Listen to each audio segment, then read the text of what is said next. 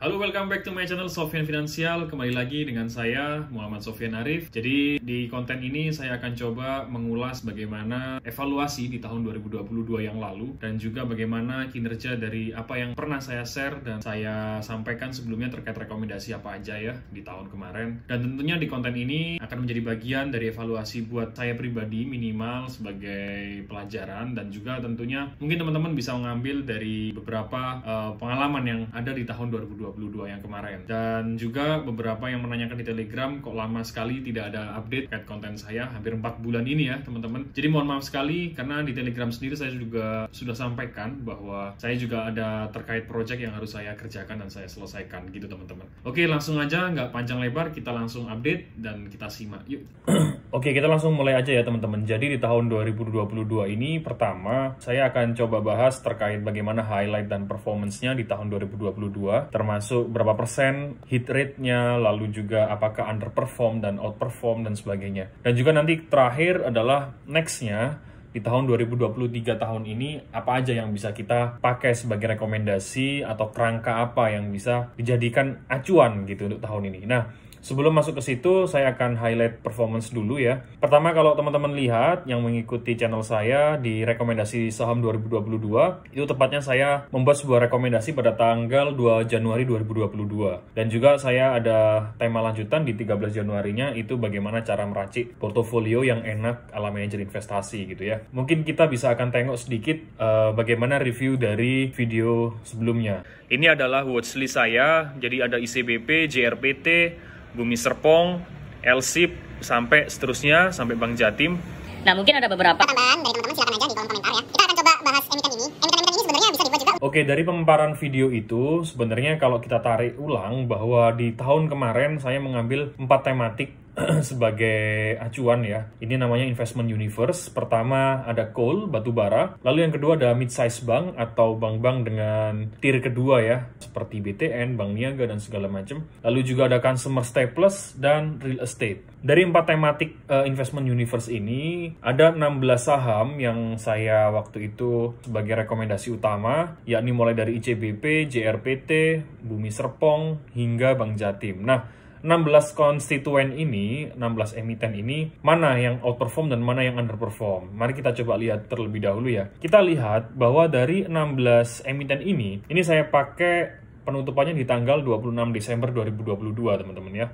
Jadi pertama, sebagai return yang paling tinggi adalah di Bumi, 140% atau 1,5 kali bagger ya. Dan Bank Panin, 1 bagger, Indi 77%, hingga ICBP 15%. Nah, mungkin teman-teman bagi yang ikut, ya congratulations, bisa mendapatkan cuan, terutama di saham-saham emiten batu bara ya.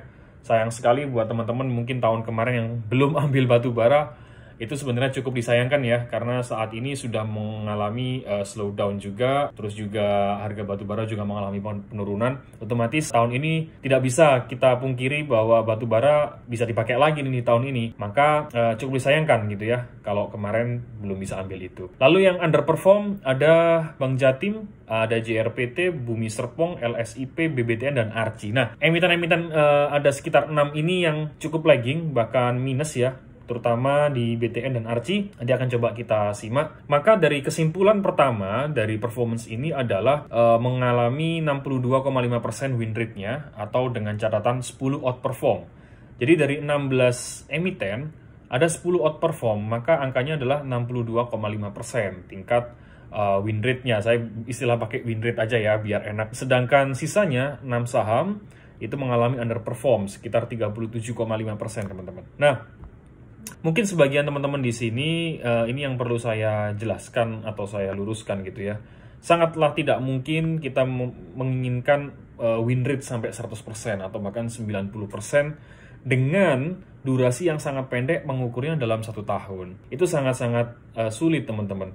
Bahkan sampai detik ini pun mungkin kayak saya punya klien atau investor gitu ya, hingga 1 tahun itu mengalami win rate 100%, itu sangat luar biasa kalau ada ya. Bagi saya tapi ini agak mustahil gitu. Nah, dengan catatan 62,5% ini sebenarnya sudah bisa dikatakan cukup oke Kenapa saya bisa bilang oke? Karena mengacu pada buku Peter Lynch yang di One Up Wall Street itu mengatakan bahwa jika 6 dari 10 saham yang Anda pilih itu sudah mengalami kenaikan atau outperform atau mengungguli indeks, itu sebenarnya kita bisa dibilang sebagai professional investor atau stock picker yang hebat gitu ya. Dan tentunya kalau misalkan 6 dari 10 itu Anda di tahun yang kemarin itu juga sudah oke, profit, sudah realisasi gitu ya. Ya, well play gitu ya. Jadi untuk saat ini yang masih mengalami underperform adalah di Bank Jatim sampai Archie gitu ya. Mungkin teman-teman yang tanya seperti Archie dan BTN mengalami penurunan yang sangat signifikan, terutama di Archie gitu ya. Saya akan coba jawab sebagai klarifikasi. Pertama soal BTN dulu. BTN memang mengalami penurunan yang cukup signifikan karena adanya right issue ya teman-teman. Di bulan Desember kemarin akhir hingga Januari tanggal 5. Dan BTN untuk saat ini saya tidak ada perubahan soal analisis dan masih sama target price untuk jangka menengah ini antara di 1.600 sampai 1.800. Dan untuk jangka panjangnya saya masih akan coba untuk hold jika tidak ada perubahan analisis hingga ke 2000-an. Itu untuk BTN. Jadi jangan khawatir karena distraksi harga itu kadang-kadang menyebabkan kita mules gitu ya, atau akan merubah sekejap analisis kita. Jangan seperti itu. Jadi saham itu nggak mungkin durasi waktu yang 1 tahun yang relatif pendek itu kita bisa menginginkan semua stock picking kita naik. Nah untuk Archie ini sebenarnya bisa dibilang stock picking yang bisa digunakan sebagai hedging ketika ada terjadi resesi dan segala macam di tahun ini gitu ya. Karena memang ketidakpastian ini masih tetap menghantui di semua negara.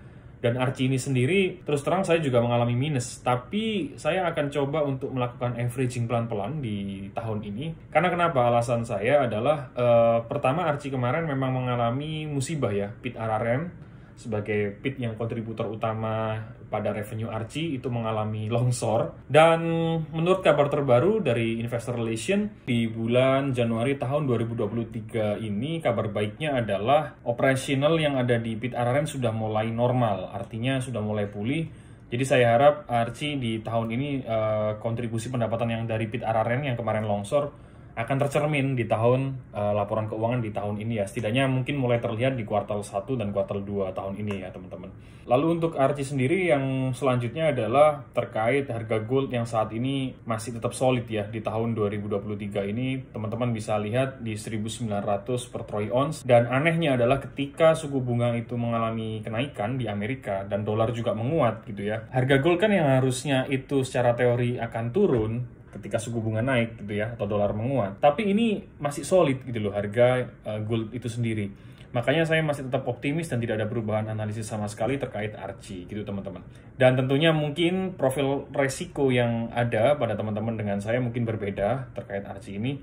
Apalagi teman-teman yang mungkin pernah nonton video saya soal Archie melakukan all in ya, saya harap teman-teman bisa belajar bahwa setiap kali rekomendasi tentu teman-teman harus bisa memilah dan menyesuaikan profil resiko itu sendiri. Itu terkait bagaimana rekomendasi yang ada di tahun 2022 ini ya teman-teman. Selanjutnya yang sebagai penutup dari evaluasi 2022 ini, bahwa pertama yang tadi saya jelaskan, tidak ada pendekatan yang paling sempurna, tidak ada juga yang bisa win rate 100%, bahkan sekalipun analis-analis yang dari mungkin sekuritas-sekuritas asing misalkan. Jadi sangatlah susah, apalagi kita sebagai investor retail, tentunya kita hanya bisa memainkan soal durasi waktu. Sebagus apapun analisis teman-teman, sebagus apapun data-data kuantitatif yang teman-teman punya gitu ya, dan stock pickingnya juga sudah oke, tapi ada elemen waktu yang harus teman-teman tunggu. Tentu durasi waktu yang sangat pendek ini sulit untuk kita bisa mendapatkan profit yang sangat maksimum. Dengan adanya kesabaran, saya harap di tahun 2023 ini mungkin bagi teman-teman yang masih underperform, yang nyangkut atau mungkin masih belum signifikan juga profitnya, itu masih bisa di tahun ini bisa kembali gitu ya. Warren Buffett pun aja ada satu kali masa waktu yang mungkin rendah atau kalah dengan S&P misalkan atau Dow Jones, tapi di beberapa tahun mendatang saham-saham yang dia miliki itu outperform dan bisa mengalahkan atau mengungguli indeks yang bersangkutan gitu ya, S&P dan Dow Jones.